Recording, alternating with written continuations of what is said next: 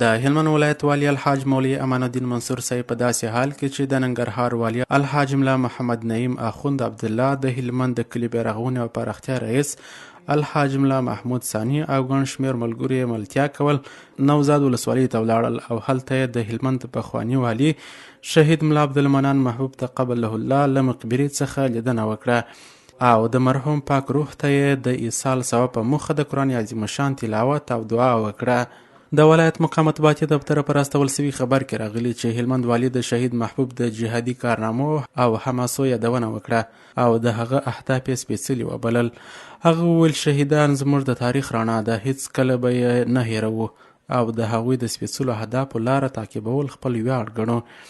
د یادولو ده چې شهید ملا عبدالمنان محبوب تقبله الله د جهادي بهیر پر مهال د هلمند والي او جهادي مسؤل و چې 7 کاله وړاندې د صلیبي یرغلګرو له لوري په یوه ډرون برید کې په شهادت ورسېدی. روح دې ښاد وي.